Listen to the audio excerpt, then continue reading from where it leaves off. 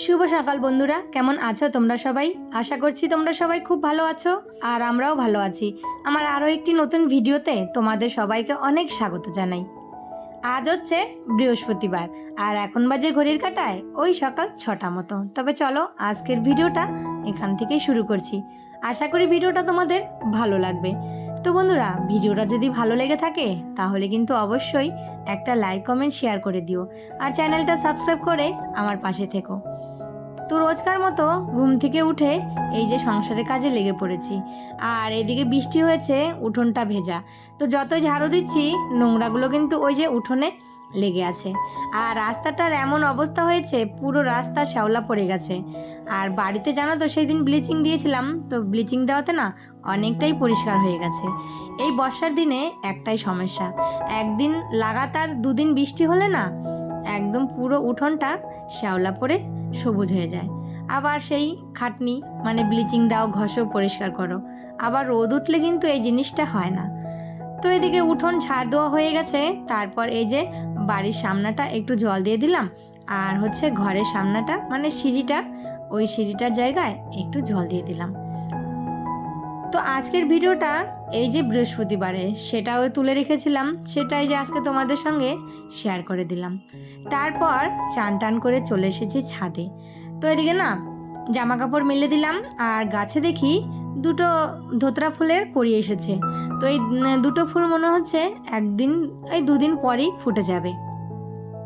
আর এই ফুল দুটো আমার এত ভালো লাগে, মানে এই ফুলের কালারটা।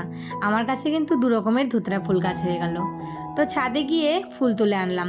তো আজকে না জবা ফুল গাছে মাত্র দুটো ফুল ফুটেছে, কিন্তু নীলকণ্ঠ ফুল হয়েছে অনেক। আর এই ফুল গাছটা একদম রাস্তার ধারে, মানে রাস্তার থেকেই ফুল তোলা যাবে। তো না সকালবেলা একটু যদি দেরি হয়ে যায়, সবাই কিন্তু এসে এই ফুলগুলো নিয়ে চলে যায়। তো দেখো বন্ধুরা, আজকে বৃহস্পতিবার, মা লক্ষ্মীর ঘট বসাতে দুব্বো লাগবে। তো কয়েকটা দুব্বো ছাদের থেকে তুলে নিয়ে এসেছি। ঠাকুর ঘরটা পরিষ্কার করে বাসনগুলো তো আগেই মেজে রেখে দিয়েছিলাম। তারপর এই যে সুন্দর করে মা লক্ষ্মীর ঘরটা ধান দুব্বো তারপর ফুল টুল দিয়ে পেতে দিলাম। আর এইদিকে আজকে মাত্র দুটোই জবা ফুল পেয়েছি। আর বৃহস্পতিবার যদি একটু ফুল বেশি না হয় না, ভালো লাগে না পুজো দিতে। কিন্তু শাশুড়ি মাও সকালবেলা ফুল তুলতে যেতে পারেনি। কি করে যাবে, ওই সকালবেলার টাইমেই বৃষ্টি শুরু হয়ে যায়। তো এদিকে পুজো দিয়ে চলে আসলাম সোজাই যে ঘরে। তো ঘরে এসে এখন বিছানাটা তুলে নিচ্ছি। এর মধ্যে কিন্তু আমার ছেলেও ঘুম থেকে উঠে পড়েছে।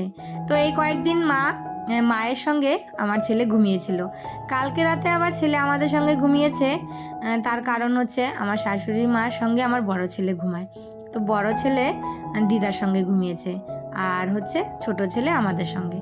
আমার মা যখনই আসে আমার ছোট ছেলে আমার মার সঙ্গেই কিন্তু ঘুমোতে যায়। তো এদিকে বিছানাটা তুলে তারপর সোজা চলে যাব এদিকে রান্না করতে। এর মধ্যে মাও রেডি হয়ে পড়েছে, মা আবার চলে যাবে বাড়িতে। তো এর মধ্যে মাও চলে গেছে। 9টার সময় একটা গাড়ি ছিল, তো সেই গাড়ি ধরে মা চলে গেল। তো সকালবেলা চা আর বিস্কুট খেয়েছে, আর হচ্ছে রুটি করেছিলাম হাজবেন্ডের জন্য, তো রুটি মা খায়নি। তো এদিকে আমিও রান্না বসিয়ে দিলাম। তো এই যে দেখো মিষ্টি কুমড়ো ছিল এক টুকরো, তো ভাবলাম যে এখান থেকে কিছু একটা ভাজা করি, আর সাথে একটু ডাল করি, আর হচ্ছে মাছের ঝোল। তো এদিকে জানো তো, এই যে মাকে বললাম আর 2 দিন থেকে যাও। তো মা বললো যে না, এখন বাড়ি চলে যাই, আবার পুজোর সময় আসব। তো এদিকে রান্না বসিয়ে দিয়েছি। আর রান্না বসানোর জন্য না মাও চলে গেল, মাকে একটু গাড়িতেও তুলে দিতে পারলাম না। তো এদিকে আমি মাছের ঝোলটা বসিয়েছি আলু আর বেগুন দিয়ে, আর একটু মাছের তেল ছিল, তো সেটাও কিন্তু এই যে করে ফেললাম। আর মাছের তেল খেতে কিন্তু আমার বেশ ভালো লাগে। তো তোমাদের কার কার ভালো লাগে অবশ্যই কমেন্ট করে জানিও। তো মাঝখানে অনেকটা সময় কেটে গেছে। এই যে সমস্ত বাসনগুলো যে মেজে রেখেছিলাম, তো সেই সমস্ত বাসনগুলো এখন গুছিয়ে রেখে দেব। তো এই যে দেখো এগুলো সব বাসন কিন্তু আমার ঠাকুরের, আর এগুলো কিন্তু সব আমার নিজের হাতের করা, মানে আমি একটা একটা করে সব বাসন কিনেছি। তো জানো তো, আমার যখন নতুন বিয়ে হয় আমার শ্বশুরবাড়িতে এই পুজোটা আমার বিয়ের আগের থেকেই, কিন্তু আমি তখন এসে দেখেছি আমার শাশুড়ি মা লোকের বাড়ি থেকে বাসন চেয়ে ঠাকুরের পুজো করতো। আমার না সেই জিনিসটা ভালো লাগতো না। যাই হোক, ঠাকুরের কৃপায় আমি একটা একটা করে অনেক বাসন করেছি। আর যা বাসন আছে এতে আমার বাড়ির 2-3টে পুজো হয়ে যাবে। আরও ইচ্ছে আছে কিছু কিছু বাসন করার। এই যে বড় বড় গামলা দুটো, তারপরে এই যে দুটো উনুন, একটা হচ্ছে ভোগের খিচুড়ি রান্না করার জন্য, আর একটা হচ্ছে তোমার বাইরে যে খিচুড়ি রান্না করার সেটার। এই দুটো উনুনও কিন্তু আমার কেনা।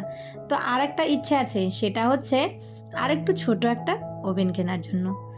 যাই হোক, ঠাকুর যদি দয়া করে তাহলে সেটাও আমার, সেই আশাটাও পূর্ণ হয়ে যাবে। তো এদিকে সমস্ত বাসনগুলো গুছিয়ে রেখে দিই। তো বাসনগুলো গুছিয়ে রেখে চলে আসলাম ঘরে। এইদিকে এই যে কয়েকটা জামা কাপড় শুকিয়েছে, আর এই যে মানে একবেলা করে রোদ দিচ্ছে আর একবেলা করে বৃষ্টি, সেই রোদেই একটু একটু জামা কাপড়গুলো শুকিয়েছে। নাইটি দেখো কতগুলো জমে গেছে। তো সমস্ত নাইটিগুলো এখন এই যে সুন্দর করে গুছিয়ে ভাঁজ করে রাখছি।